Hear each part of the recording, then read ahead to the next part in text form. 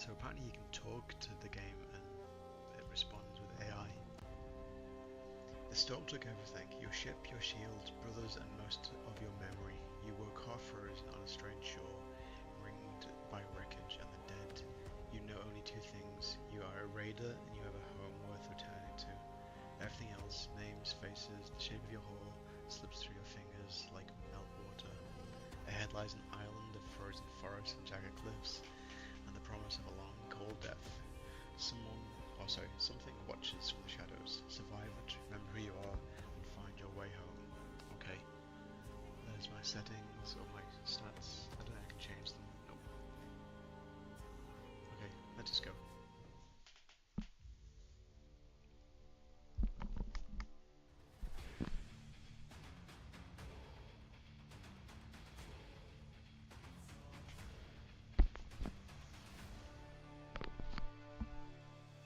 That's Vikings for you.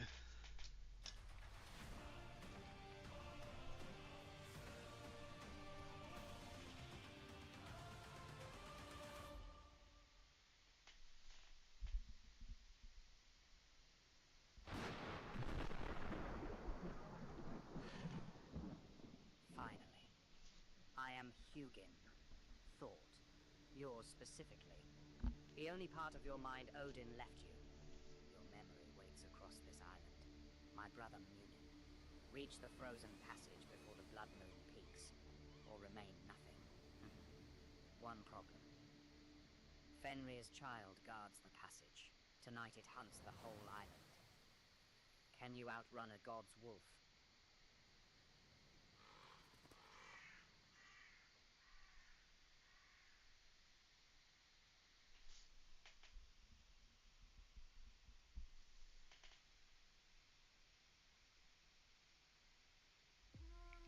Okay.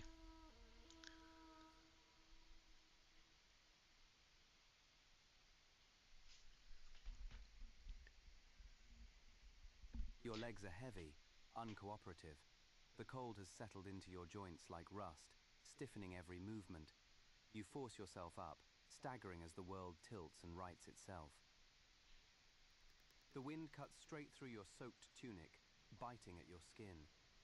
Every breath is a jagged shard of ice in your lungs. You are alive, but the heat is leaving you with every shudder.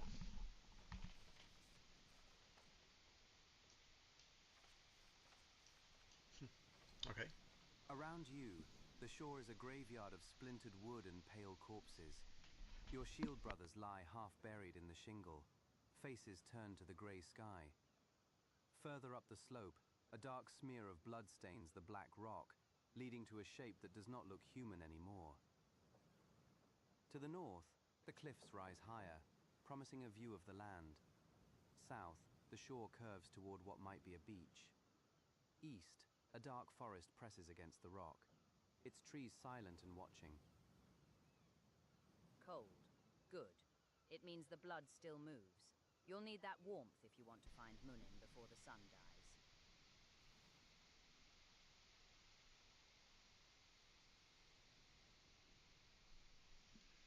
Okay.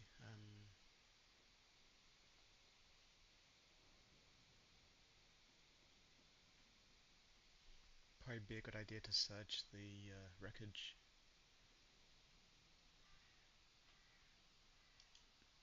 Search the wreckage. See if we can find anything valuable or useful.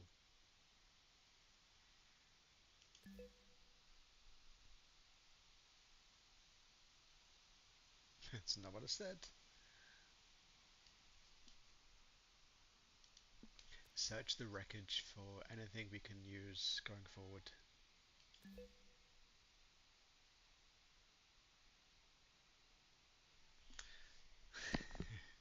Oh, why can A not work on this? That's not a good sign. That would have been cool. I write it then. Make me type.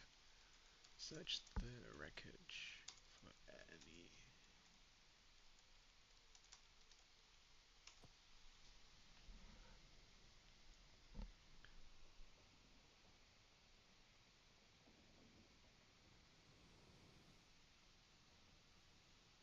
You scramble over the splintered ribs of the Draka, wood groaning under your boots. The sea has claimed most, but the wreckage yields what the storm could not swallow. A broken oar, useful as a club or lever. A coil of ship's rope, stiff with salt but intact. A heavy scrap of torn sail, canvas thick enough to cut the wind. A mead flask, stoppered tight liquid courage, or just fuel for a fire. And a leather satchel, empty but serviceable.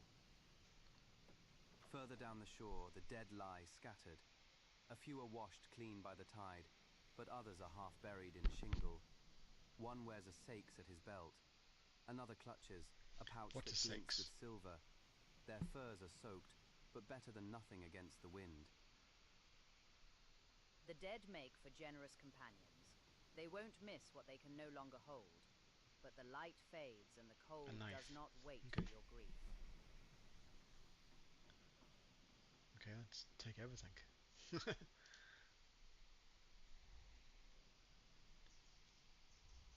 Oh, we have picked them up. Okay, that's cool. Picks them up automatically.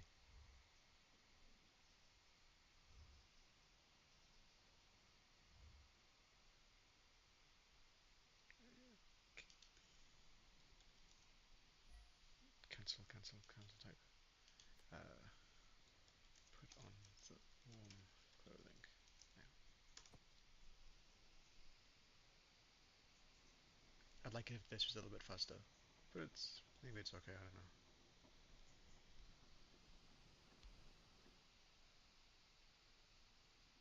You wade through the shingle to the nearest corpse. The dead man's face is blue, eyes milky with death, but his furs are thick wolf pelt, heavy with seawater. You work the clasp with numb fingers, stripping the garment from his stiffening form. It smells of salt and death, but as you pull it over your own soaked tunic, the wind's bite instantly dulls. Okay. You move to the next, a raider with a seeks at his belt. You take the blade, its grip worn smooth by another hand, and the pouch at his waist, flint and steel, the tools of fire. From a third you pry a silver arm ring from cold flesh, twisting the metal until it snaps free. The weight of it is familiar, a ghost of a feeling you cannot name.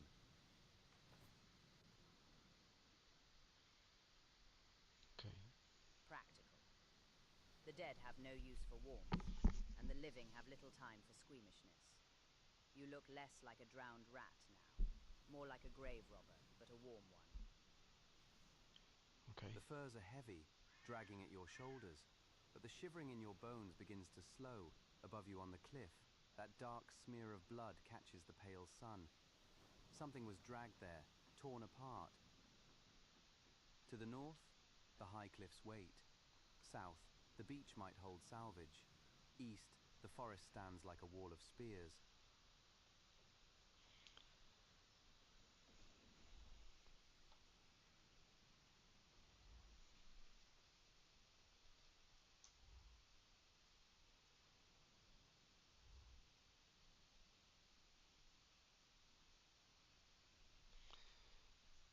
So we've got the knife.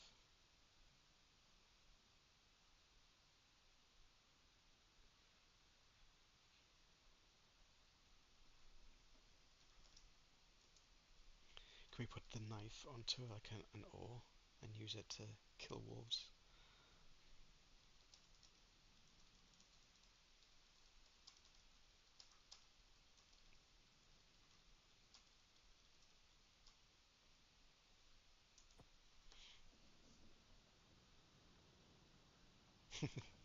It's probably a crazy idea.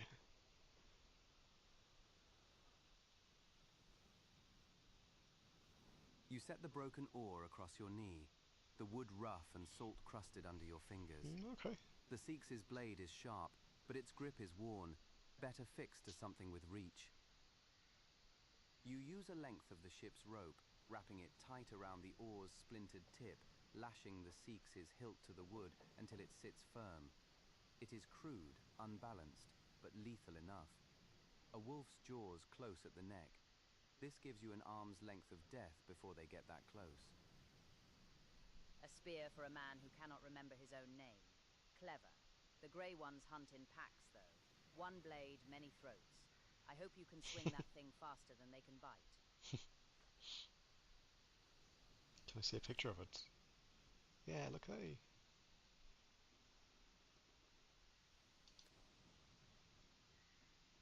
I guess, kinda.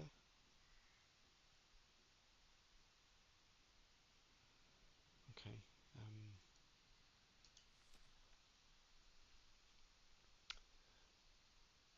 I don't know if it's worth making a fire. Is it worth making a fire?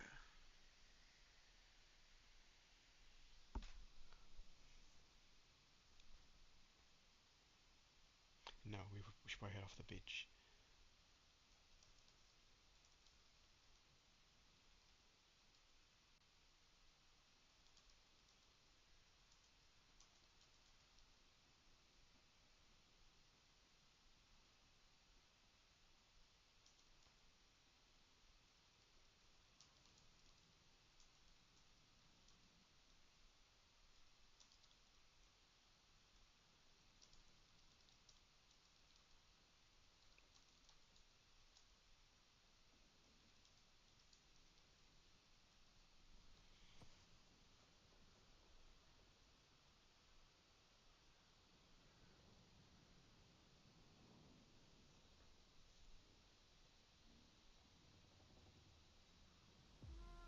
What?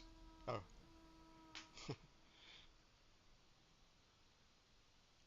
What a lovely place for a fire. The path from the shore climbs steeply, rocky and uneven, until the black stone gives way to a carpet of needles and frost-hardened moss. You step into the shadow of the spruces, and the wind dies instantly, replaced by a heavy, watching silence. The air here smells of resin and cold earth, sharper than the salt spray of the coast. Sunlight filters through the dense canopy in pale slants, casting long, distorted shadows that seem to move when you don't look directly at them. The ground is uneven, a maze of roots and hidden hollows beneath the snow. You find a fallen birch, its wood dry and brittle. The hand axe bites into the bark with a satisfying crunch, sending chips flying into the snow. You work quickly, stripping branches and chopping them into manageable lengths. The physical labor drives some warmth back into your stiff fingers, but the forest around you feels vast and indifferent. To the north, the terrain rises toward darker woods. To the south, the trees thin slightly, letting in more light. East and west, the deep forest presses in, paths disappearing into gloom. Quiet. Too quiet for a place named for wolves. Either they're sleeping, or they're hunting something else. Keep your back to a tree. A pile of wood lies at your feet. You have the means to make fire, flint, steel, and dry tinder. The cold is less biting here, but your clothes are still soaked through, clinging to your skin. You need warmth, and you need it soon. Let's make a fire then. Make a fire.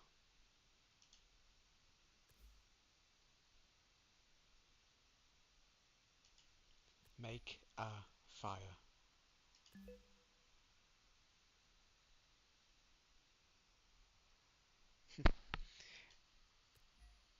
Make a fire.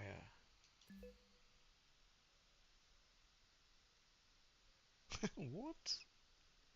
Did I say H hyphen A? No, I did not. Make a damn fire.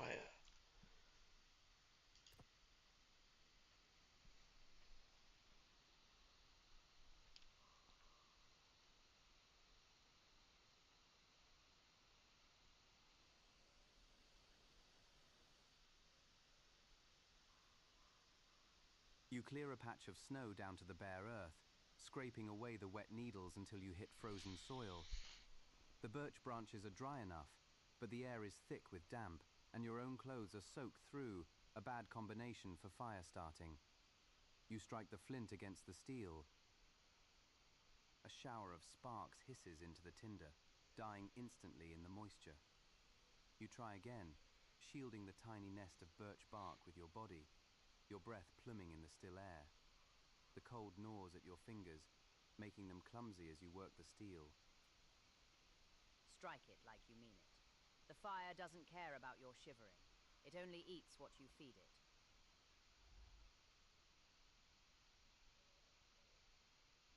Okay, a little dice rolling action.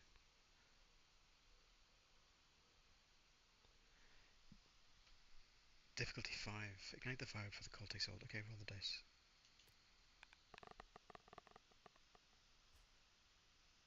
Was that good? What? What did I need to score? That's 9. What did I need? Critical failure. I'm not knowledgeable enough on these type of things to know what a win on this is. Difficulty 5. I thought that if I got 5, that would be okay. Right, re-roll then.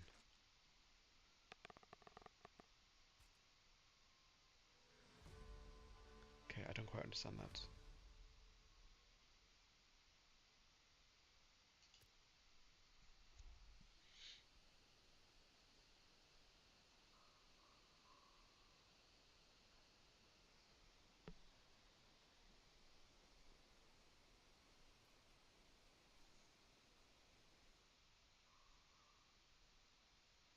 What are we doing?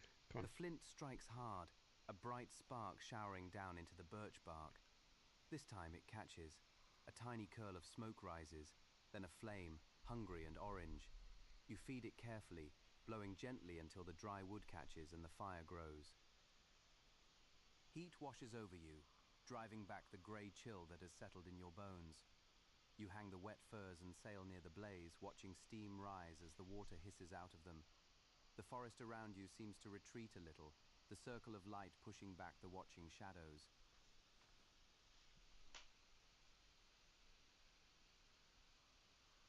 Fire. The first thing man stole from the gods, useful for keeping the dark at bay, and for drying out a drowned rat. You look less like a corpse now. The fire crackles, a small defiant life in the vast cold wood. Your clothes are steaming, slowly losing their deathly chill. The forest is quiet, but not empty. To the north, the ground rises into deeper shadow. South, the trees thin, letting in the pale afternoon light.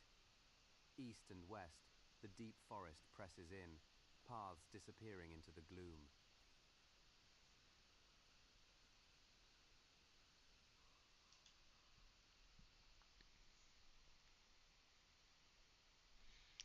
What was my inventory?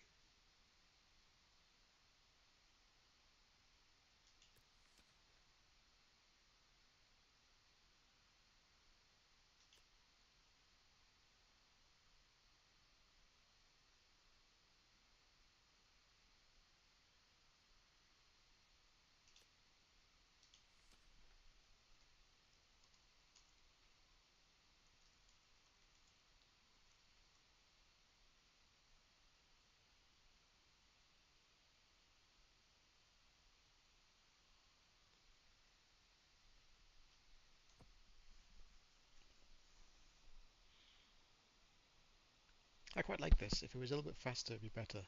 Like, waiting is a bit annoying, but... And You this. pull the stopper from the mead flask and lift it to your lips.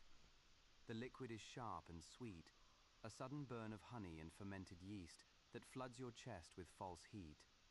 It is strong, stronger than you expected, and the world seems to soften at the edges for a moment.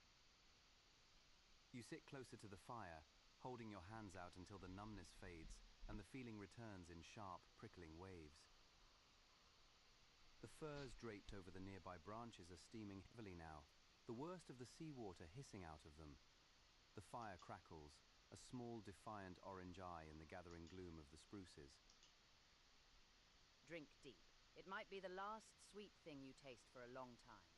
The fire keeps the wolves at bay, but it also tells them exactly where you are.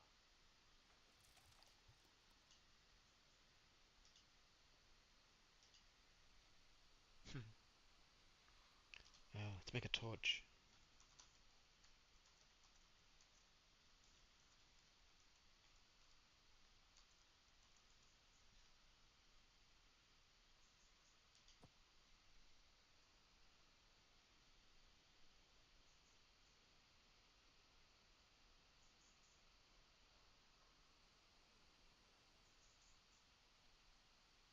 select a sturdy branch from your woodpile, stripping away the bark until the dry wood is exposed. Tearing a strip from the torn sail, you wrap the cloth tightly around one end, binding it with a twist of ship's rope. You dip the cloth into the mead flask. The alcohol will make it burn hotter and longer. Clever. Then thrust the bundle into the heart of your fire. The cloth catches with a whoosh, flaring bright orange before settling into a steady, crackling flame. The light pushes back the gloom under the spruces, casting long, dancing shadows that seem to writhe against the tree trunks.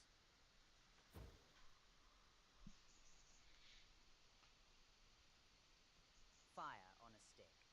Primitive, but effective. The grey ones fear the flame more than they hunger. For now, The torch burns steadily in your hand, a portable sun against the encroaching dark. Your clothes are drying. The fire is warm and you are armed. The forest paths wait north into deeper shadow, south toward thinner woods and light, east into the deep unknown, or west back toward the cliffs and the sea. I think it'd be good to go up the cliff and have a look to see what we can see. I need higher ground. Head to the cliff. Climb carefully.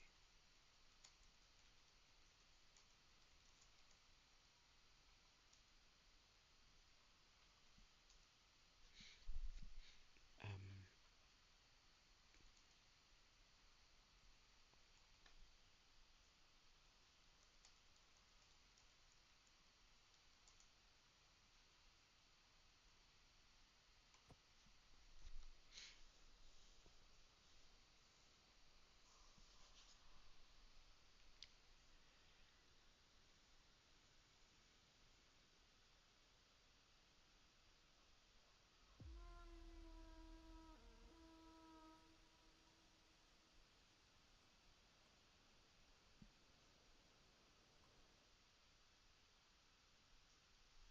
You leave the fire behind, its warmth fading as you push upward through the spruces. The ground rises steeply here, a ridge of rock and root that cuts through the forest. The air is still cold enough to burn your lungs, but the exertion drives heat into your limbs. Above, the sky is deepening amber, the golden hour spilling through the canopy in long, slanting beams that turn the frost to gold. You crest the ridge, breath misting in the chill air below. The forest stretches out like a dark sea of pine, broken only by the frozen stream winding through the valley. To the west, the land drops away sharply toward the sea, the black cliffs of the coast looming in the distance. To the east, the trees thin, and beyond them, you can see the faint glimmer of water, the passage to the mainland, still far off. But it is the tree that draws your eye. In the center of the forest, massive and gnarled, stands an oak that has no business growing this far north. Its branches are thick with age, and high in its boughs, a crude structure clings to the trunk, a platform, smoke rising from a fire pit. Someone lives there. A howl splits the silence closer than before. It echoes from the valleys below, answered by another from the ridge to the north. The grey ones are waking. a fine view you can see where you might die from here. That oak, the old man in the feathers lives there. He talks to the trees and hears voices in the wind. Useful, perhaps, or mad. Likely both.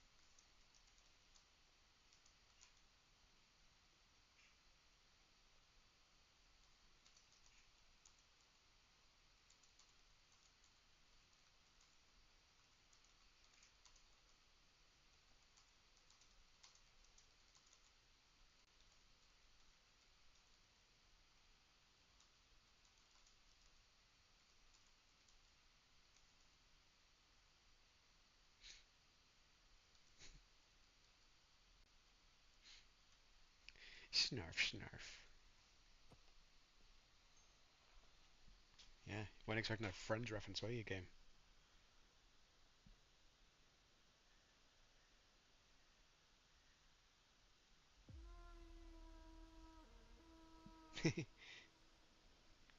Acknowledge me! Oh, nice, nice, nice. You descend the ridge, picking your way through the spruces toward the ancient oak.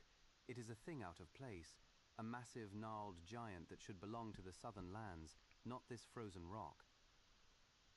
Its branches twist against the amber sky, heavy with runed carvings and strange bundles of dried herbs that clatter in the wind. The smell of wood smoke is thick here, mixed with something sharper, incense, or perhaps decay. High above, a crude platform clings to the trunk, accessible by a swaying rope ladder. Smoke rises from a fire pit on the deck, the only sign of life in this silent wood. As you step into the clearing, a figure emerges from behind the bole of the tree. An old man, wild-haired and draped in patchwork furs, his hands stained with dark earth and crushed leaves. Hey, friend. The wind. It speaks of strangers. Or is it the blood on your hands? The ravens, they are always watching. Godamada, the God Speaker. He talks to the trees and they talk back, or he thinks they do. Either way, he knows this island better than any living soul.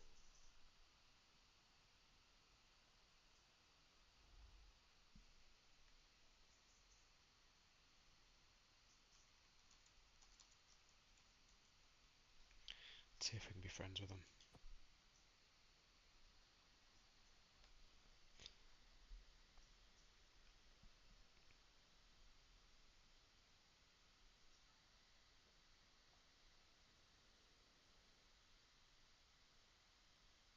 You hold out the mead flask, the metal warm against your palm. The old man's eyes fix on it, pale blue and unfocused, before darting to your face. Easy now. He hesitates, his hands stained with dark earth twitching at his sides, then steps forward. He takes the flask with both hands reverently, as if it were a sacred relic rather than a raider's plunder. The honey wine, a gift from the gods, or a curse. Both taste the same in the end. You carry the storm's scent on you, Strand Walker. The sea tried to claim you, but the All-Father has other plans. Dangerous plans. You could Don't say thank expect you. a straight answer. The man speaks in riddles because he's afraid of the truth. The night comes fast here. The red eye opens soon. You should not be in the deep woods when it does. The grey ones. They are not the worst thing that walks.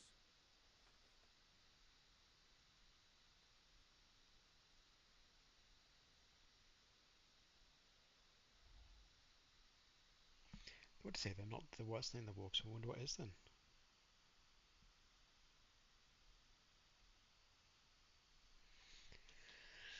Okay. He didn't say thank you for the mead. That's kind of annoyed me. Um, ask him why he didn't thank me.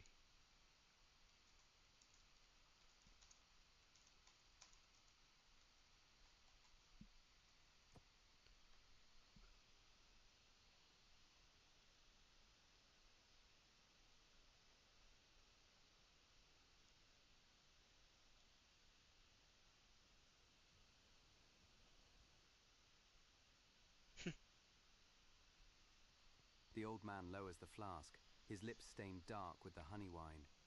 He stares at you, pale eyes blinking slowly, as if your words were a foreign tongue he almost recognizes. Thank you. The gift is given. Oh. The taking is its own thanks you offer. I accept. The debt is paid in the moment.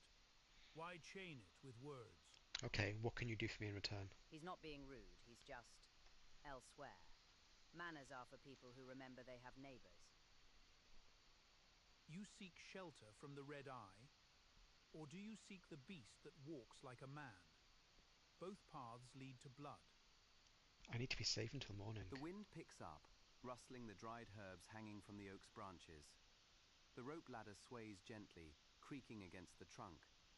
The golden light is fading, the shadows under the trees lengthening into claws.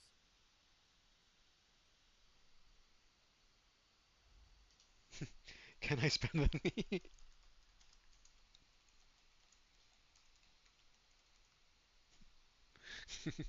Can I spend the night with you? Nothing sexual, but we can still hug. We Our bodies can warm each other and comfort each other in this cold, unforgiving world.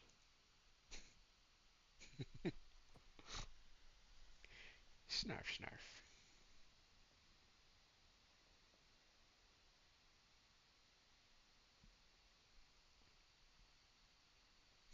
Please say yes.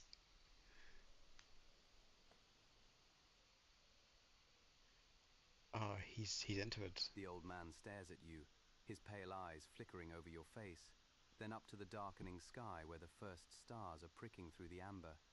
He does not smile, but the tension in his shoulders eases slightly. Warmth. Yes. The fire burns, but the wood runs low. Two bodies keep the cold better than one. The gods watch the lonely ones closer. They like to see who breaks first. Charming. He's inviting you in because he's lonely, not because he wants a cuddle. Don't expect a lullaby. Climb, Strand Walker. The ladder holds for now. The night speaks loudly in Godital. The rope ladder creaks as it swings gently against the trunk. The rough hemp, dark with age and smoke. Above the platform is a pool of deeper shadow, lit by the orange glow of the fire pit. The smell of wood smoke and dried herbs drifts down, heavy and strange.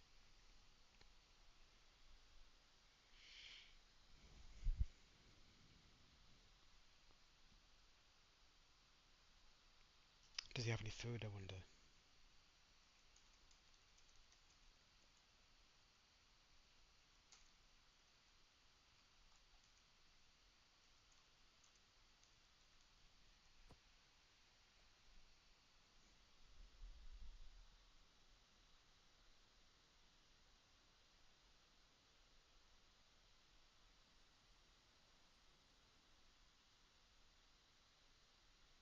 The old man turns toward the ladder, his bones and feathers rattling softly with the movement. He doesn't answer immediately, instead rummaging through a pouch hanging from a nearby branch. Hunger. The bellies roar, lewder than wolves sometimes. The gods feed the ravens, but men must feed themselves or be fed. I have dried fish, salted and smoked, hard as a shield boss, but it keeps the breath in the body here. Eat. He tosses a strip of dark, jerky-like fish down to you. It smells of wood smoke and sea salt. Dried fish. The staple of survivors and sailors. Chew it well, or it will sit in your gut like a stone. A feast fit for a king, or a beggar.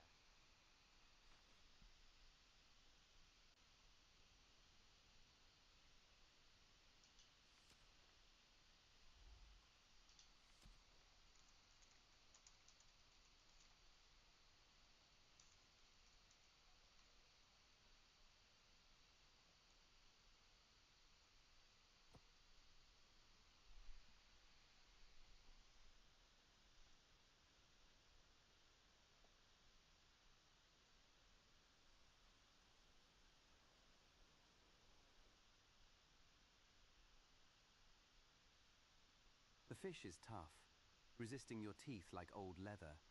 But the salt hits your tongue with a sharp, savory jolt.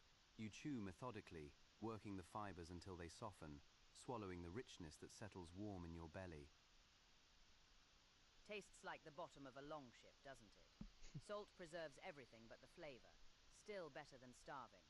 The dead don't eat, and you're not dead yet. Torolf watches you eat, his head tilted slightly to the side. as if listening to a voice in the wind. The amber light is deepening now, the shadows stretching long and thin across the forest floor like spilled ink. The belly is quiet. Good. Now the body listens.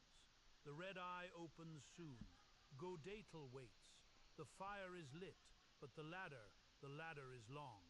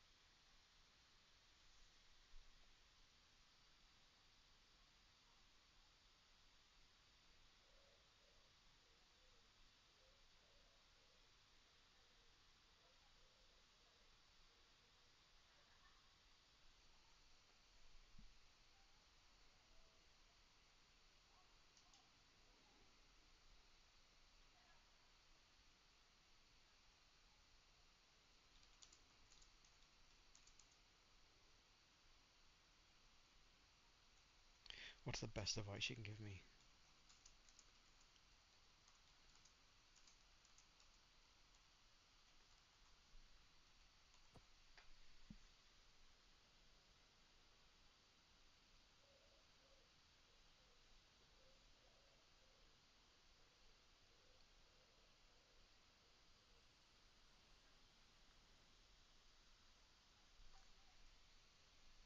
The old man leans against the rough bark of the oak, his eyes fixed on the darkening gap between the trees where the sun has already vanished. He strokes a bone hanging from his neck, his fingers moving over it like a lover's touch. Advice. The gods do not give advice. They give trials. But you are here, and the night is coming. Listen. Fire burns the flesh, but the beast fears it. Keep it close. Silver bites deeper than iron. If you have it, wear it. If you see it, take it. The moon. When the red eye opens, do not look into it. It sees you. It calls the blood. Cryptic as ever. Wear silver. Don't look at the moon. Truly earth-shattering wisdom. But he's right about the fire. The only thing the dark respects is a flame. Yeah, that's why I have a touch. And the wolves, they are not the worst. The worst walks on two legs until it doesn't. Godatal is warm. The ladder waits decide. Strandwalker. The wind gusts through the branches, carrying the first distant howl from the deep woods. It is closer than before, a lonely sound that raises the hair on your arms. Is that a werewolf then?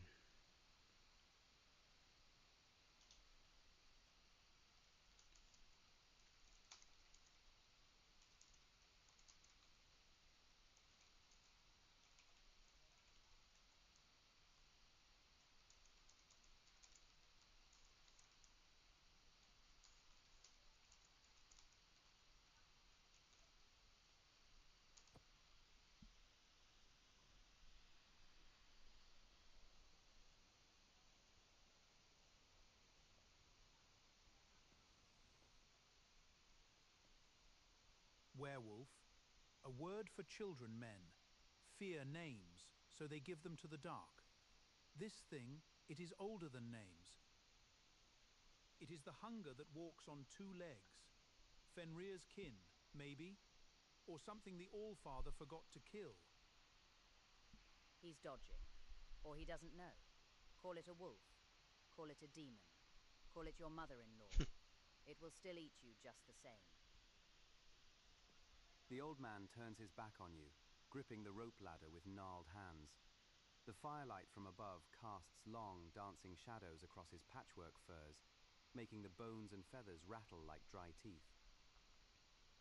The night does not care for your names. Neither does the beast climb Strandwalker or freeze. The choice is yours. Let's get up into the little hut then, please.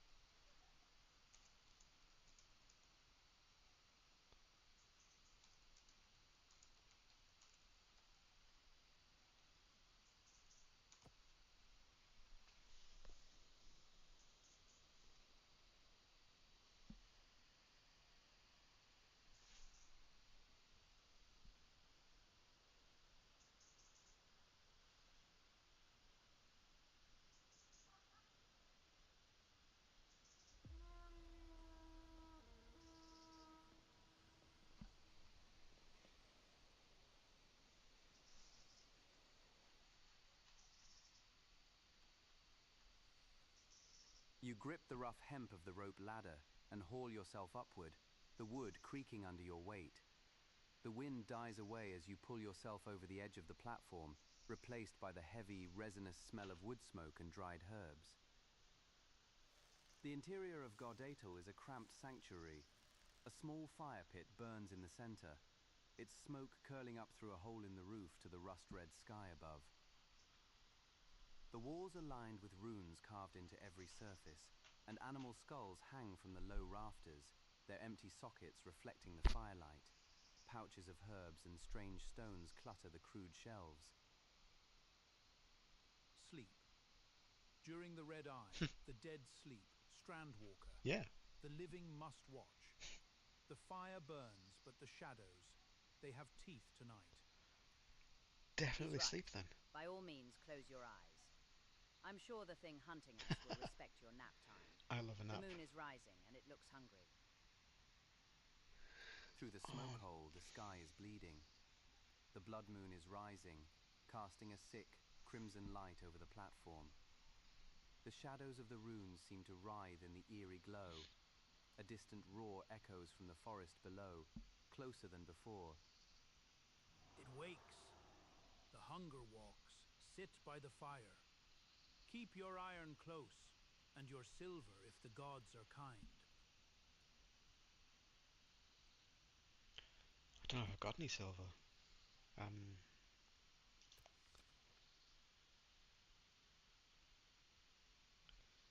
might need to borrow some silver. I don't know if I have any silver. Could I borrow some?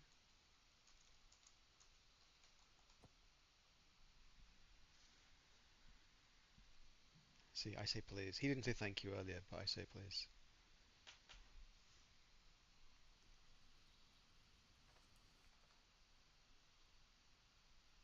The old man's eyes drop to your wrist, where the silver arm ring glints dully in the firelight. Okay.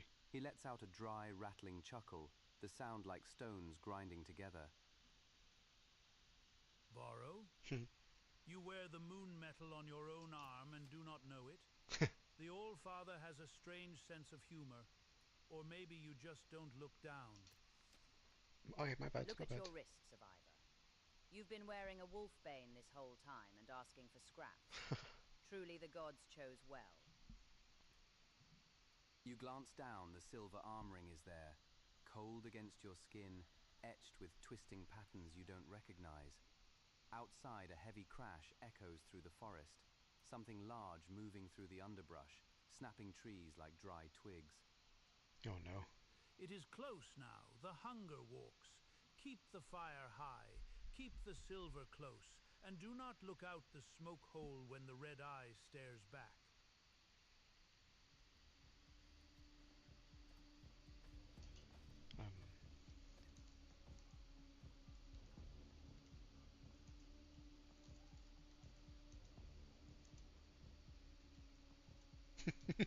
Stay in the corner behind the old man.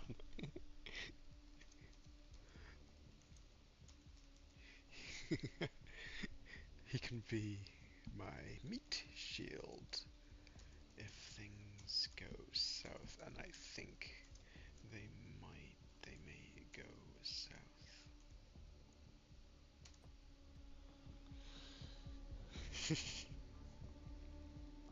I would feel bad if I get this guy killed.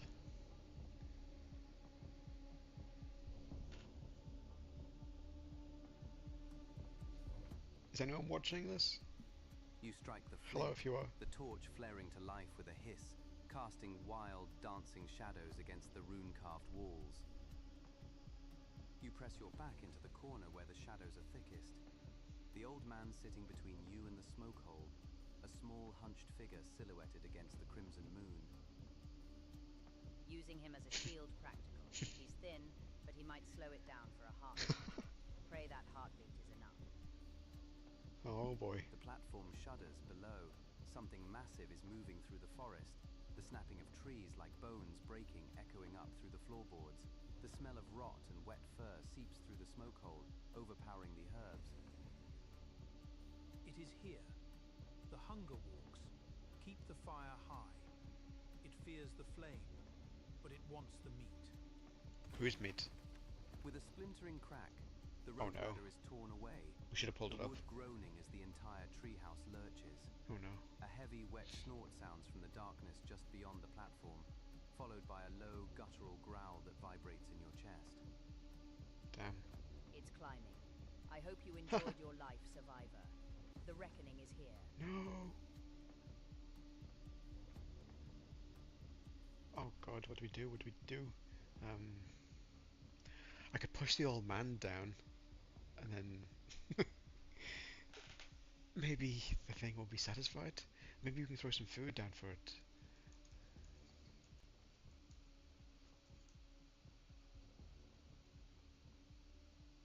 It was fish, wouldn't it? Throw some fish down there.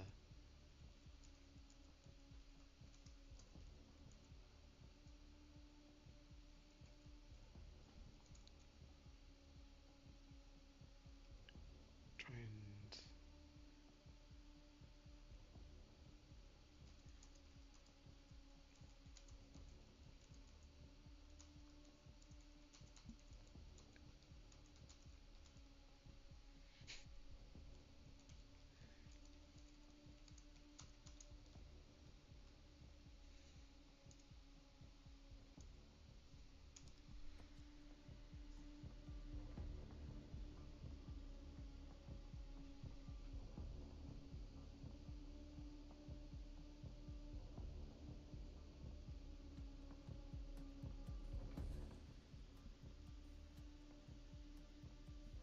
You snatch the strip of dried fish from your pouch and hurl it toward the smoke hole. As it tumbles through the air, you roar your defiance into the crimson night, your voice cracking with the sheer force of it. No! You do not have the right to do this. The fish vanishes into the dark. For a heartbeat, there is silence, only the wind howling through the splintered wood. Then, a low, rumbling growl vibrates through the floorboards, closer than before. The beast is not amused. Brave. Stupid, but brave. You just tried to bribe a god's wolf with jerky. Did you think it was hungry, or just bored? The hunger does not bargain, Strandwalker. It takes. It smells your fear. It smells your silver. It is coming.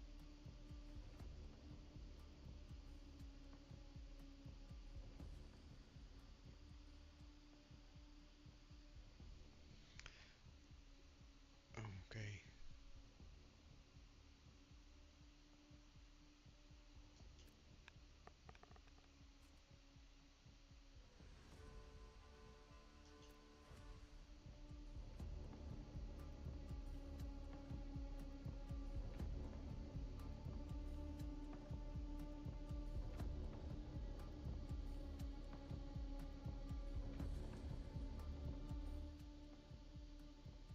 Your roar echoes into the night, raw and defiant. The strip of dried fish tumbles through the smoke hole, a pathetic offering against the darkness below. For a heartbeat, the massive shape pauses. The growl cuts off abruptly, replaced by a wet, snuffling sound as the beast investigates the gift. The treehouse stops shaking, the wood groaning as it settles back into place. It worked. I can't believe it worked. You just bought yourself.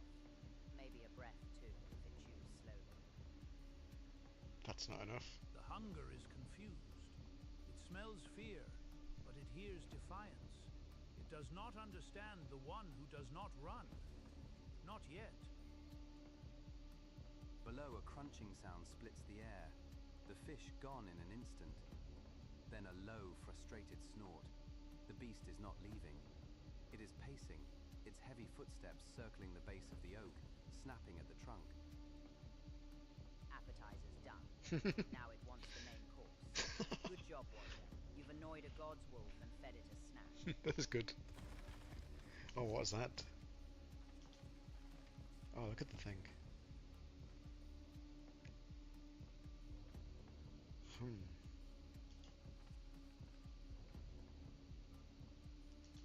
What does the old man suggest?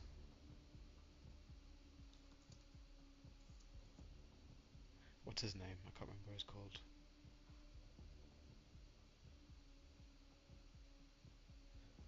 on the hermit.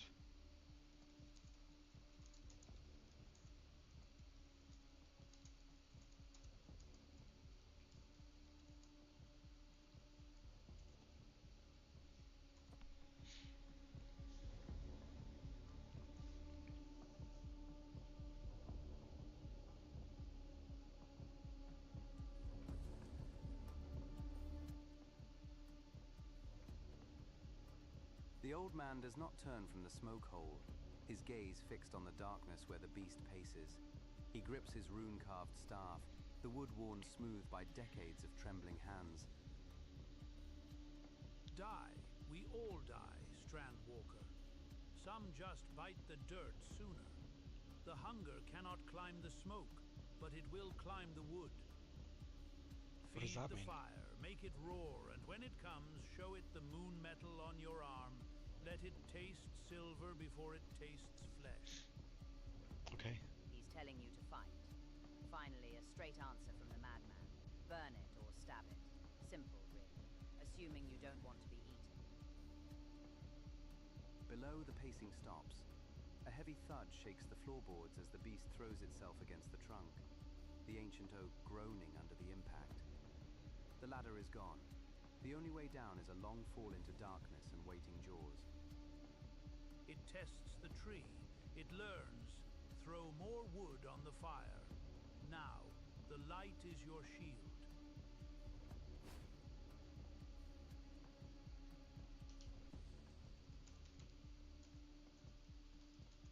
It doesn't seem too smart having a fire in a treehouse which is made of wood, but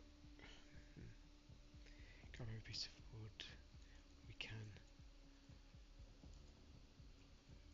Put them on the fire. We need a bonfire. It needs to be huge and intimidating.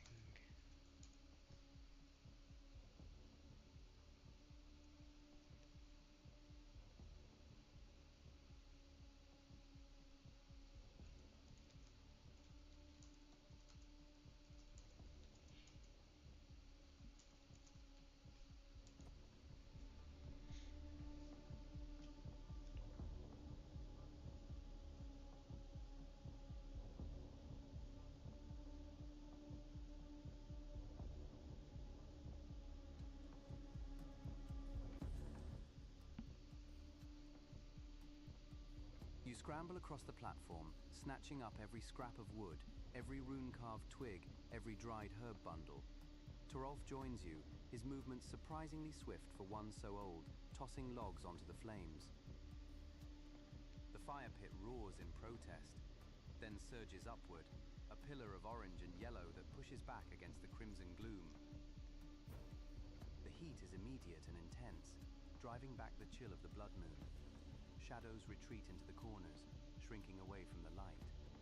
You hold your left arm aloft, the silver arm ring catching the firelight, flashing like a star against the dark. Bright. Very bright. You've turned the treehouse into a beacon. Every wolf for miles knows exactly where the meat is. The light burns.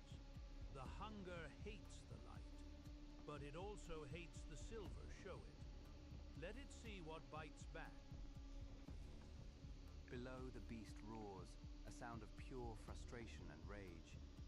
The impact against the trunk comes again, harder this time, shaking the entire platform. But then, a hiss. The smell of singed fur rises through the smoke hole. The fire is working. It's pulling back. The flame bites, but it hasn't left. It's waiting for the fire to die, and fires always die. The oak tree groans, a low, agonizing sound of wood under stress. The beast is circling, looking for a way up that doesn't burn. The fire pops and crackles, a temporary shield against the dark. The wood will not last forever, Strandwalker. The hunger is patient. We need more than light. We need teeth.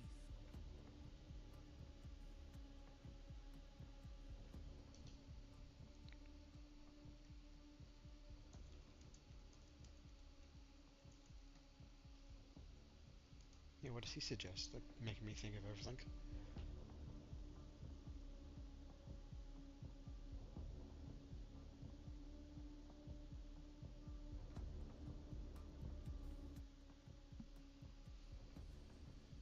Torolf pokes the fire with his staff, sending a shower of sparks up the smoke hole.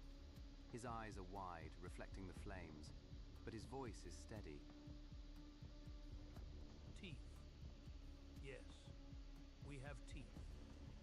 The resin in the pouches, it burns like the sun. Put it on the torch. If the wood fails, throw fire. And the silver, twist it. Sharpen it. Make it bite. Firebombs, practical. If you don't burn down the treehouse first, and he wants you to turn your arm ring into a weapon, good luck bending moon metal with your bare hands. The beast roars from below, closer this time. The entire platform shudders. The ladder is gone, but the beast is strong.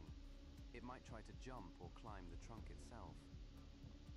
It comes. The hunger smells the smoke. Prepare yourself, Strandwalker. The night is long.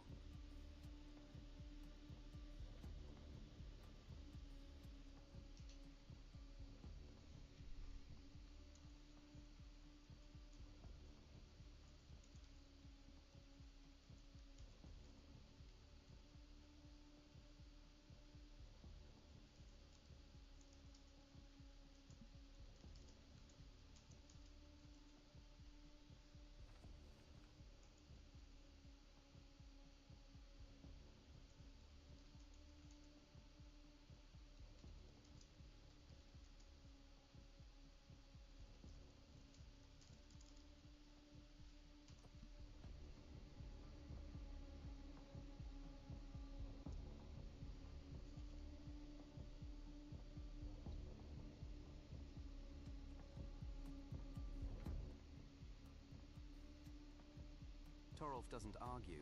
He thrusts the mead flask back into your hands, his eyes darting to the smoke hole where the growl vibrates through the floorboards.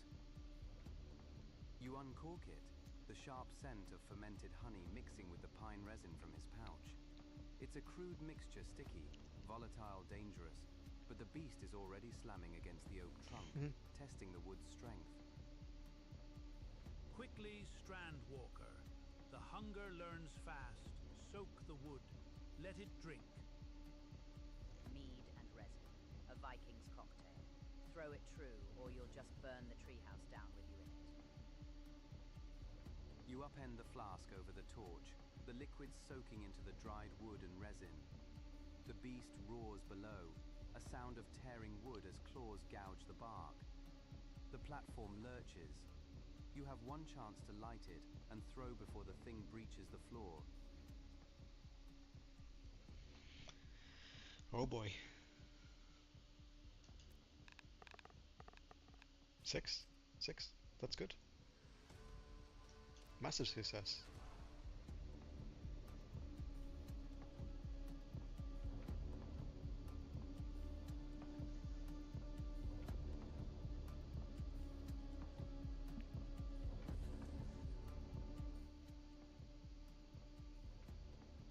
You strike the flint against the steel, a single spark catching the resin-soaked torch like a breath from Muspelheim. With a roar that matches the beast below, you hurl the firebomb through the smoke hole. It arcs into the crimson night, a falling star of pine pitch and honey wine. The explosion is blinding. A sphere of orange and yellow erupts in the darkness below, engulfing the top of the oak trunk. The beast's roar turns into a shriek of pure agony, a sound no natural throat could make. The scent of burning fur and resin fills the air, sharp and acrid, overpowering the smell of old smoke. Nice, look at that. By Odin's eye! You hit it! It burns! It actually burns! Below, a massive shape thrashes in the firelight, a dark silhouette wreathed in flames. It tears away from the tree, crashing through the undergrowth, a comet of pain fleeing into the forest. The impact shakes the ground, rattling the treehouse platform, but the assault on the trunk has stopped. The hunger flees, the fire bites deep. You see, the light drives back the dark. The fire in the pit still roars, fed by the resin and the adrenaline in your veins. The immediate danger is gone, but the forest outside is alive with the crackle of burning brush and the distant pained howls of the beast.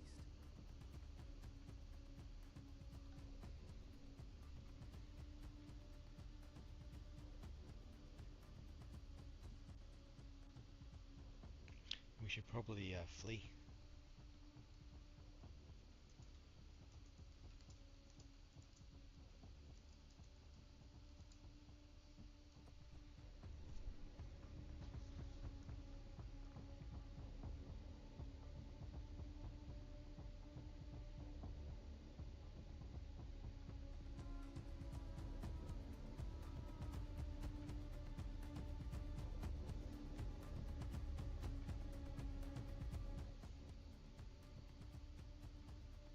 The fire in the pit crackles dangerously high, the resin-soaked logs spitting embers onto the floorboards. Below the forest is a chaotic symphony of snapping branches and pained howls as the burning beast crashes through the undergrowth. The treehouse shudders, the ancient oak groaning under the strain of the heat and the violence below. Go. The light holds the dark for now, but the wood will not last. I have fire. I have runes. The tree is mine. Run, Strandwalker, before the hunger returns. He's staying, brave or stupid. Hard to tell with the mad ones. You, however, have a survival instinct. Use it. Get down before the ladder burns, or the beast... The ladder's already burned.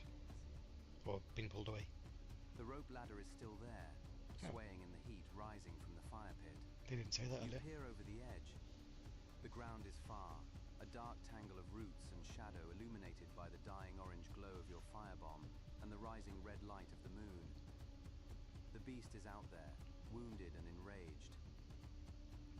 Do not look at the red eye. Keep your feet. The forest remembers. You grip the rope, the fibers rough against your palms. The heat pushes at your back. You have to move now down the ladder, into the blood-soaked night, and away before the beast realizes the fire is dying.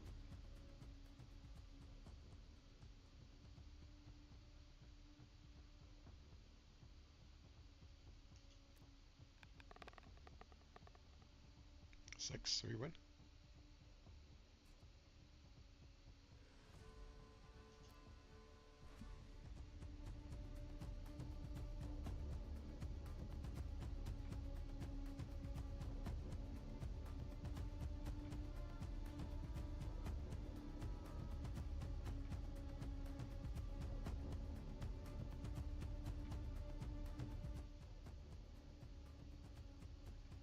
You swing over the edge, the rope biting into your palms as you slide down. The heat from the firebomb still lingers, a scorching kiss on your face. But the cold air of the forest rushes up to meet you. Your boots hit the earth hard, jarring your teeth, but you hold your footing. Above, the treehouse is a torch against the crimson sky, Torolf a silhouette standing firm against the dark. You don't wait to see if the beast returns. You run, branches whip at your face, tearing at your clothes, but you push through them, lungs burning in the freezing night. The roar of the fire fades behind you, replaced by the howling of wolves and the distant pained shrieks of the burning thing. The red moon hangs heavy above, casting long, bloody shadows that seem to reach for your ankles. Down, you're down, and surprisingly not dead. The old man holds the high ground. You have the dark. Choose your next step carefully. Survivor, the forest is full of teeth tonight. He's winded. Okay. I don't know. I still think we can get high ground.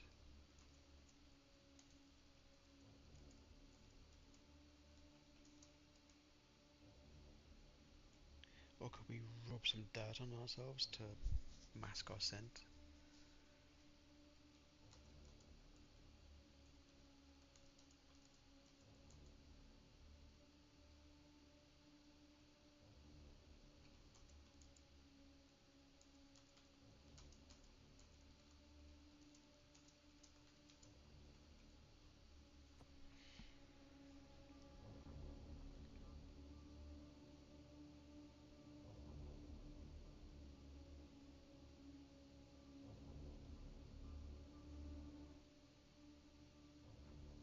You drop to the ground, frantically scanning the forest floor for anything to hide your smell. The snow is too clean, too open. You claw at the earth beneath a spruce, digging through the frost to the dark, loamy soil beneath. It smells of rot and pine, resin-strong, earthy scents that might cover the stench of fear and sweat. You scoop up handfuls of the cold mud and slather it over your exposed skin, rubbing it into your neck and face. The grit bites, but the smell of the forest is overpowering now. You grab handfuls of pine needles, crushing them in your hands to release their sharp oils, and wipe them over your clothes. The beast is out there, burning and raging, but maybe you can become just another part of the dark woods. Okay. Mud and needles. You smell like a bog now.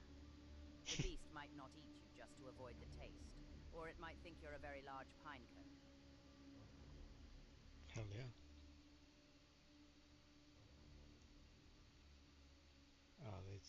Does that mean I'm not good at this? Oh, we got a 5. I'm winning all of these.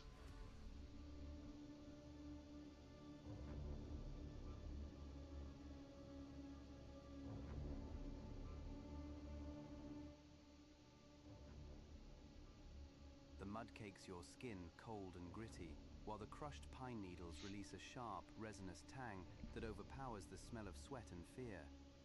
You smell like the forest floor now, like rot and decay, and life hidden under the snow.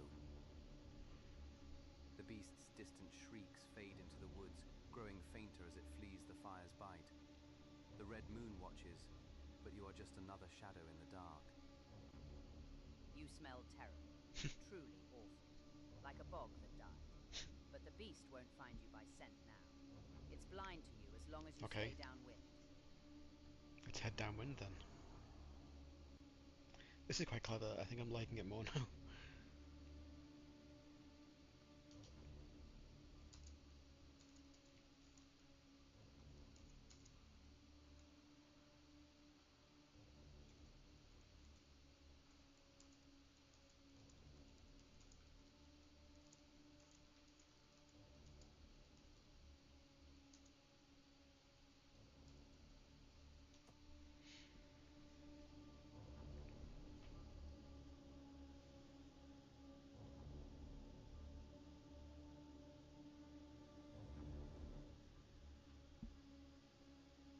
You crouch low, tasting the air.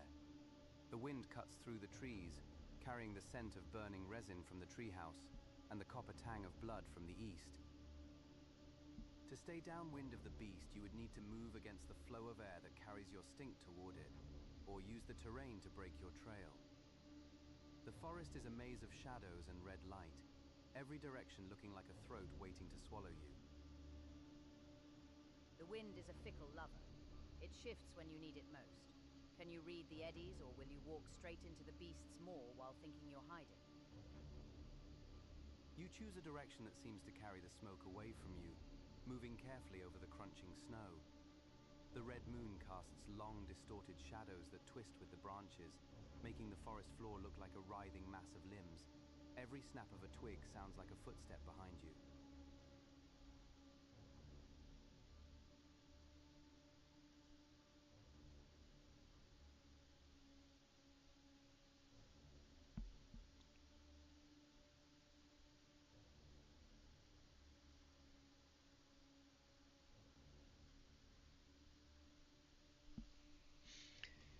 Okay. Please have 6. Oh, no 6. Unless you get up. No, you don't. Can you re-roll once? What does that mean, add success? Spend 1 story point. Oh, okay. I didn't know what they were.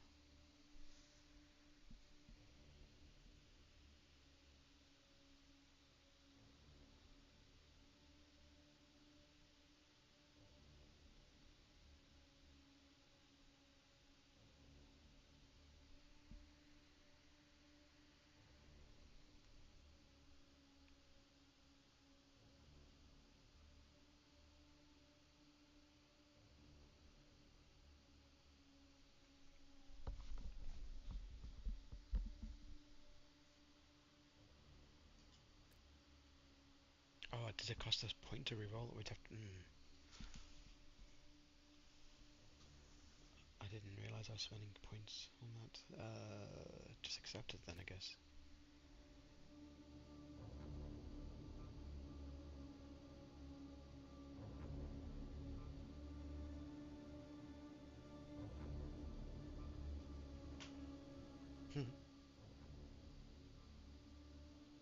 The wind betrays you.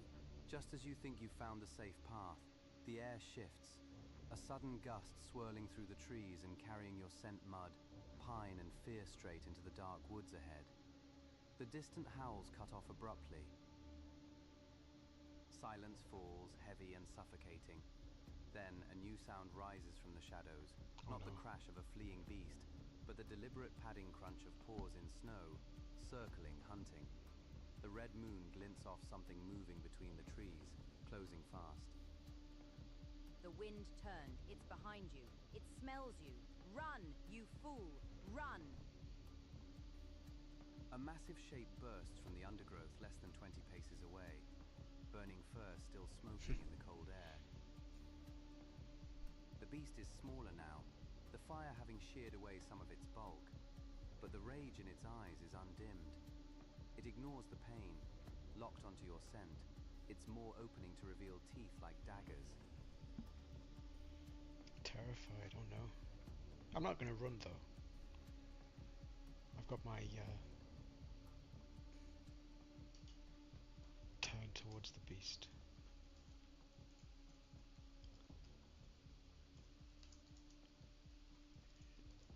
The silver... What do they call it? The silver...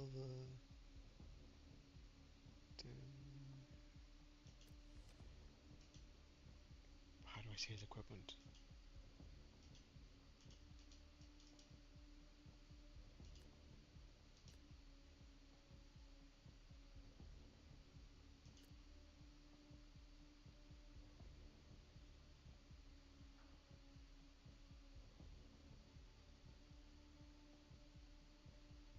The silver arm ring.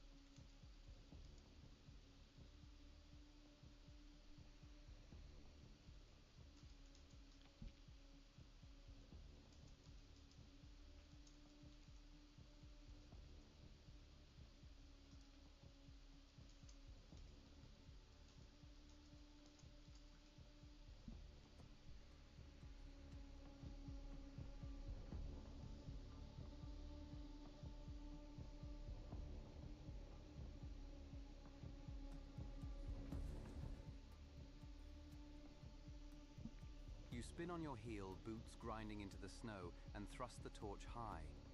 The resin-soaked wood flares, a sudden burst of orange that cuts through the bloody gloom of the blood moon. Your left arm snaps up, the silver arm ring catching the light, flashing like a star against the dark. You draw a breath that tastes of pine smoke and fear, and roar your defiance into the night. A sound that challenges the very forest to silence. Madness. You're challenging it. You're standing your ground against Fenrir's Get. Bold, survivor. Bold and possibly dead. The beast skids to a halt 10 paces away, its claws tearing deep furrows in the earth. Smoke rises from its singed fur, the smell of burnt meat and resin thick in the air. It stares at you, eyes burning with a hateful intelligence, then at the silver on your arm. It growls, a low rumble that vibrates in your chest, confused by the fire, the Yeah, damn silver, right. and the prey that does not run. Oh dear. Okay. We need to win this.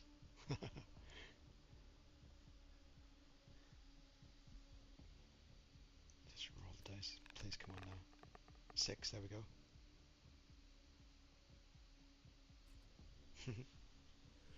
Accept, baby.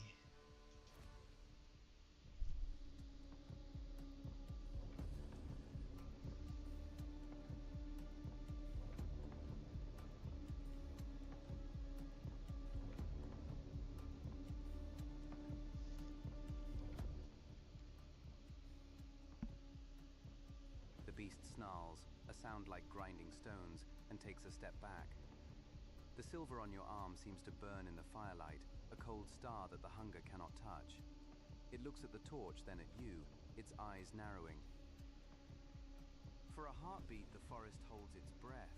Then, with a final guttural growl of frustration, the beast turns. It melts into the shadows between the trees, a ghost of smoke and pain, leaving only the scent of burnt fur and the red moon watching from above. It's leaving. You scared it. Or confused it. Either way, you're not in its belly. Don't get used to the feeling. I shouldn't be terrified now. I just scared the beast away. Get out of here. Run. As fast as you can. Run.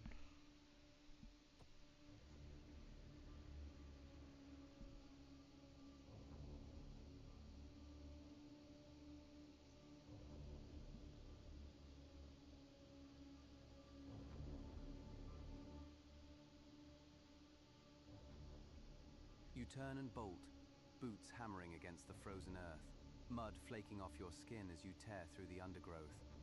The torch in your hand sputters, a dying star in the crimson gloom, barely lighting the treacherous roots that claw at your ankles. Behind you, the silence shatters. A roar erupts, not of pain this time, but of fury. The beast has recovered its wits, and now it hunts. Fast! You have to be faster. It's coming. I can hear it tearing through the trees like a storm. The forest is a blur of shadow and bloodlight. Branches whip your face, leaving stinging welts, but you dare not slow. The heavy thud of paws behind you grows louder, a drumbeat of doom closing the distance. You have to choose a path south into the deep woods, west toward the high cliffs, or east toward the lookout, but the beast is gaining, and the dark is hungry.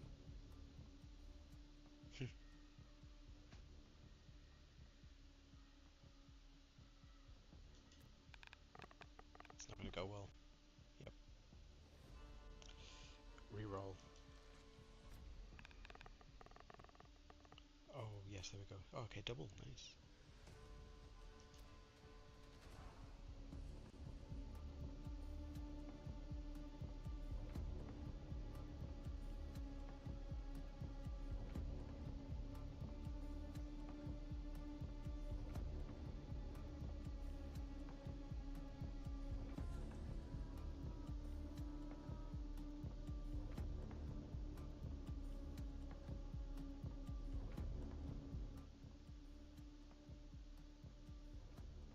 Your lungs burn like you've swallowed fire.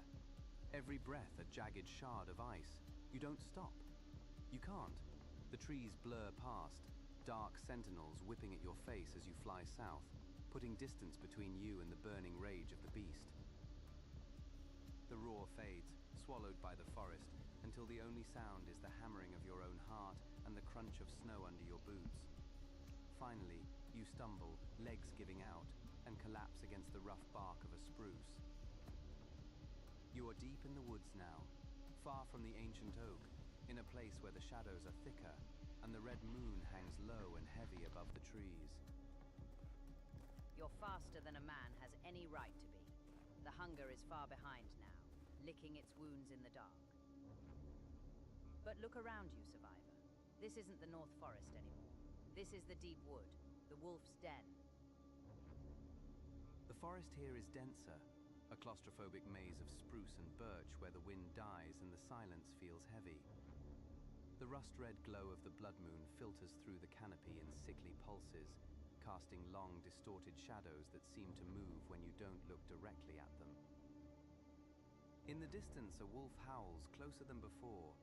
The ground is uneven, hidden roots and frozen hollows waiting to snap an ankle. The silence here is loud. It's watching, not the beast. Something else, or maybe just the trees remembering they used to be men.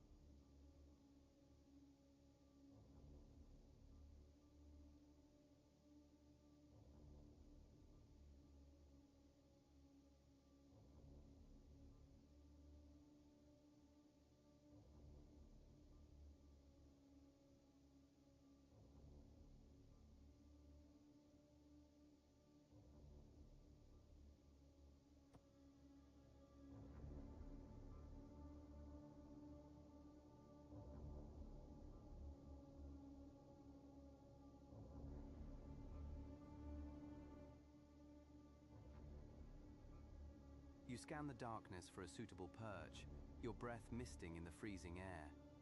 A massive spruce looms ahead, its lower branches thick and intertwined, offering a potential refuge from the snapping jaws below. You sheathe your axe and grip the rough bark, your fingers numb and stiff from the cold. The climb is brutal. Your exhausted muscles scream in protest as you haul your weight upward.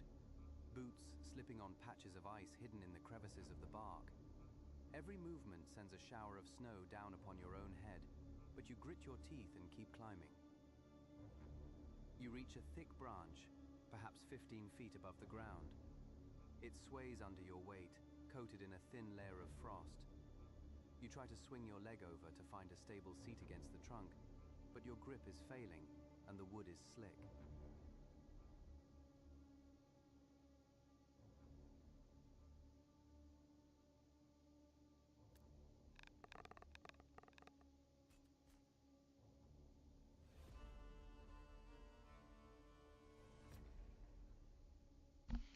I don't get that. If difficulty was 5 plus, and I got 6, okay.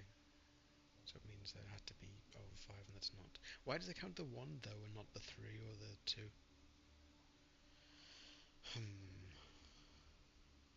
Add success. Spend 1 story.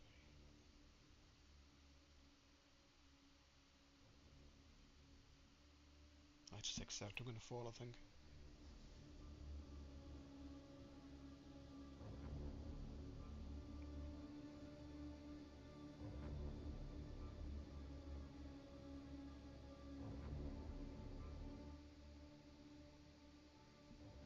Your fingers, numb and slick with frost, lose their purchase on the icy bark.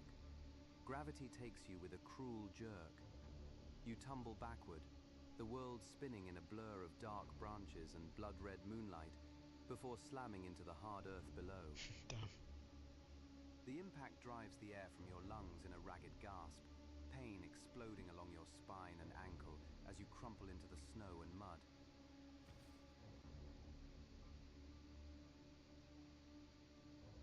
Down! You go! The earth claims its own. That sounded painful. Can you move? Or are you meat for the wolves now? You lie in the dirt, gasping, your body one large throb of agony. The fall has churned up the mud and pine needles you used to mask your scent, and now the smell of bruised flesh and fresh pain rises from you like a signal fire. The forest goes quiet for a heartbeat. Then the howls start again, closer, excited. They smelled the fall. They're coming. The grey ones. They smell weakness. Get up. Get up or they'll eat you while you're still breathing. You grit your teeth against the scream in your ankle and force yourself to your knees. The torch lies nearby, its flame flickering weakly in the cold air. The shadows between the trees are lengthening, and the yellow glint of eyes reflects the blood moon's glow as the pack encircles you.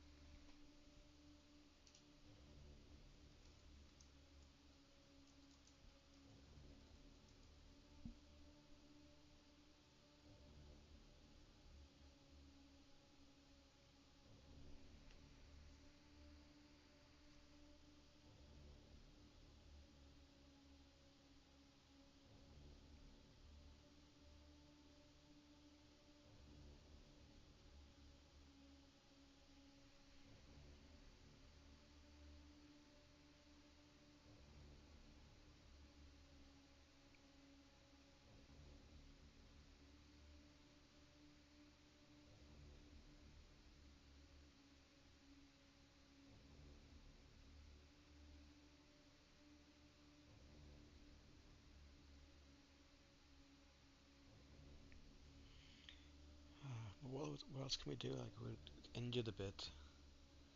Bruised back. Oh jeez, he's not good. He's tired. He's muddy.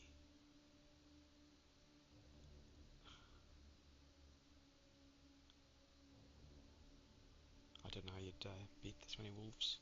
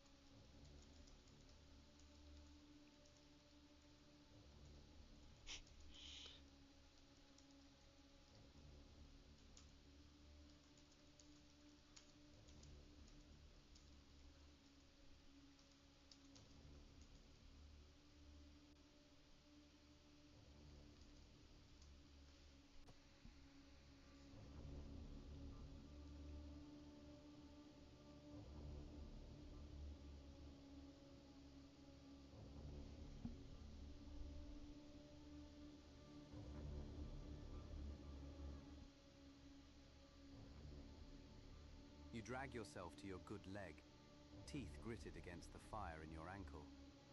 The Sake spear is in your left hand, the hand axe in your right. I'm not going to make a spin. I've got a broken ankle. The torch flickers nearby, a dying ember in the blood-soaked dark.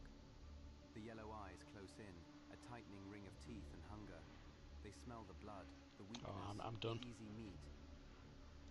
A whirlwind more like a broken top spinning in the dirt. But spin fast enough, and maybe you'll cut something before they tear your throat Oh out. god. A grey shadow lunges from the left, jaws snapping for your hamstring. You swing the axe in a wide, desperate arc, the iron head singing through the cold air. Another wolf charges from the right, aiming for your throat while you're committed to the swing. You have to split your focus, parrying the spear while bringing the axe back around. It's a dance of death, and you're already stumbling.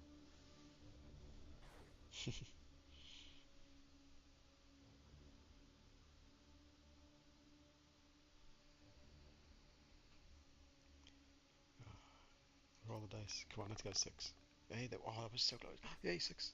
Oh, but -1 again. That's annoying. Why does that count though? I don't get the rules.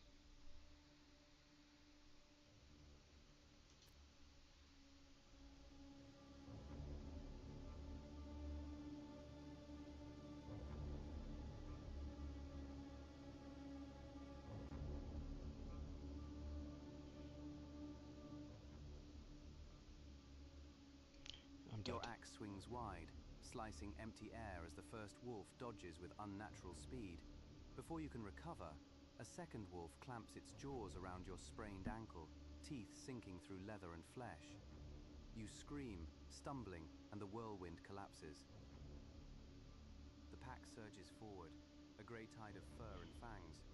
You lash out with the spear, catching one in the shoulder, but there are too many. They flank you, harrying your weak side, tearing at your legs and arms. The torch sputters and dies, plunging you into bloody darkness. They're inside your guard. They're tearing you apart. Fight them. Use the axe. US the silver. A heavy impact slams into your chest, knocking you backward into the snow. Hot blood soaks your tunic, your own and theirs. A wolf stands over you, its yellow eyes inches from your face, jaws dripping. You grip the silver arm ring, the cold metal biting into your palm, and thrust it forward. The beast recoils, snarling, confused by the moon metal's strange scent. It's a heartbeat of hesitation, but it's enough.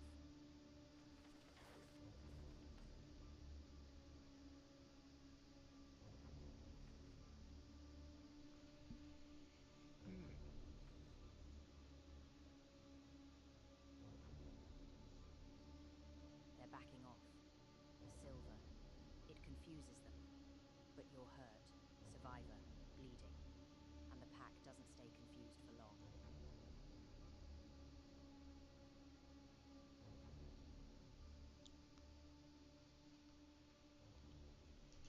I don't know what to do.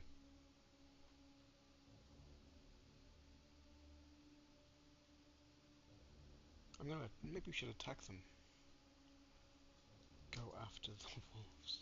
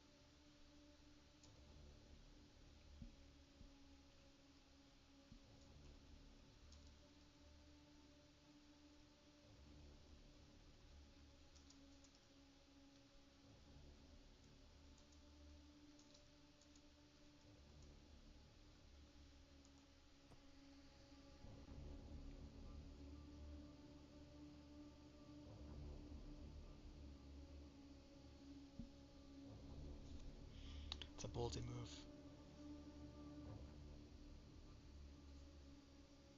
You roar, a sound torn from a throat raw with pain and fury, and lurch forward. The silver arm ring flashes in the blood-red light, a cold star brandished against the dark. Your axe sweeps through the air, a clumsy but deadly arc that forces the nearest wolf to recoil.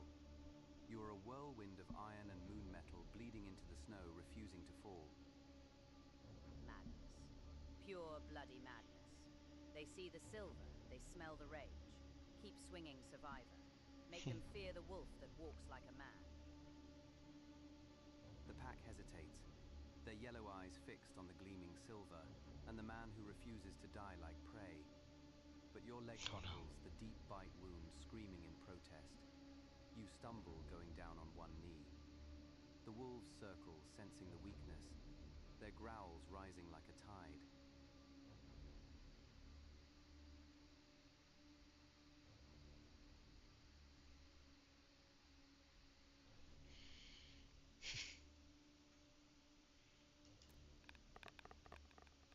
Oh no. Go on, land on a 6 letter.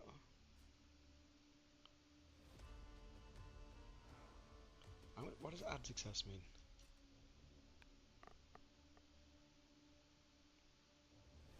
Failure. What?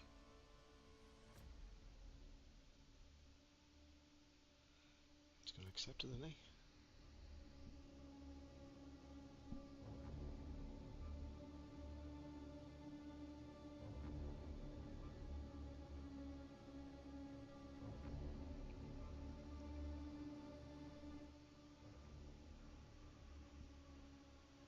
The wolves do not fear you.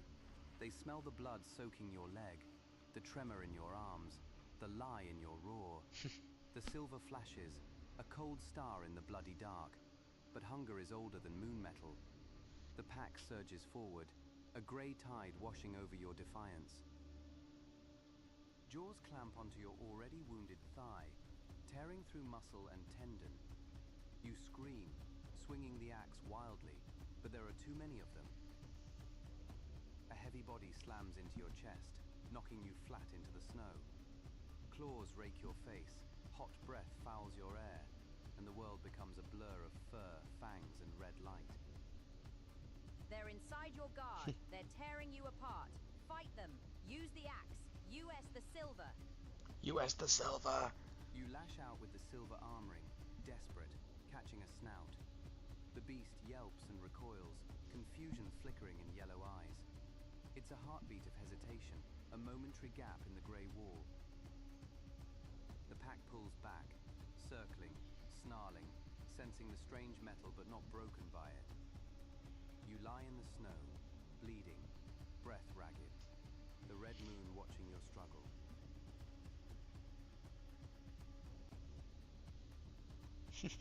I'm just dead at this point. I don't even want to live. My time to die is now.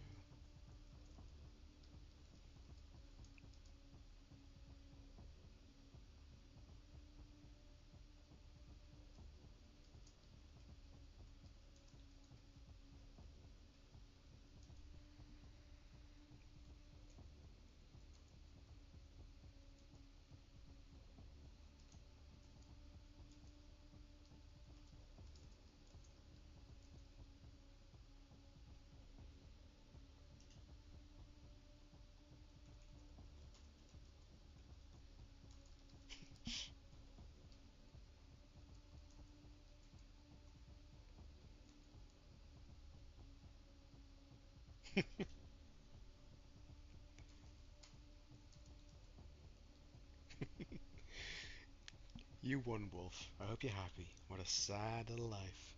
You ruined my night. I can't remember the exact quote. My. Dear oh dear. Dear oh dear.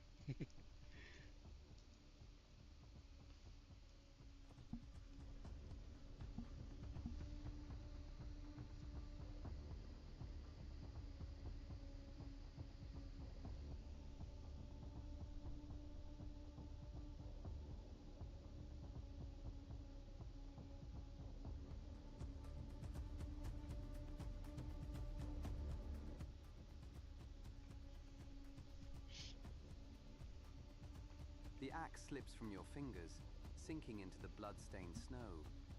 You let your body fall back, the cold ground rushing up to meet you. The pack sees the surrender instantly, the posture of prey that has stopped fighting. They circle closer, their yellow eyes burning in the crimson light, breath steaming in the freezing air. So this is it. You lie down and let the Grey Ones have their fill. No Valhalla for you, just meat for the winter. You speak your last words, your voice a ragged whisper that barely carries above the wind. The alpha wolf steps forward, its muzzle scarred and grey. It does not understand your taunts, only the scent of your yielding. It lowers its head, jaws opening wide, and the world narrows to the sharp white teeth and the hot, rank smell of the hunter's breath. Close your eyes, survivor. It will be over soon. Pain flares for a heartbeat hot and tearing before the cold takes you. The red moon fades, the forest silence returns, and the wolves begin to feed.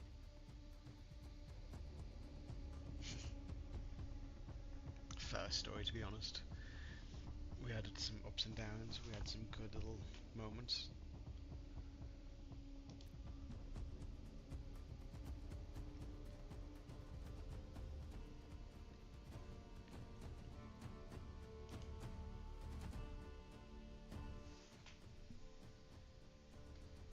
The wolves did not care for defiance. They tore the silver from his arm and fed on the rest. The snow drank the blood, the cold took the heat, and the forest swallowed the sound of his dying. He died on his knees in the deep woods, far from the passage, far from memory. The trial ended in the dark.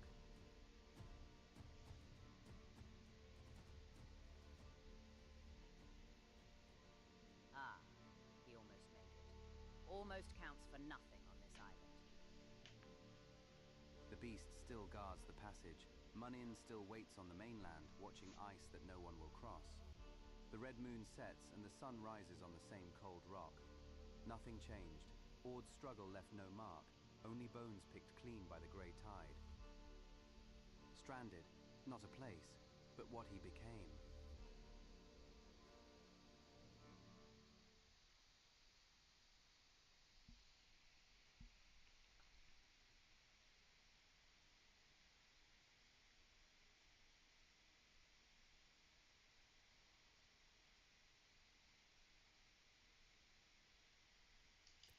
Yeah, that's decent, I think.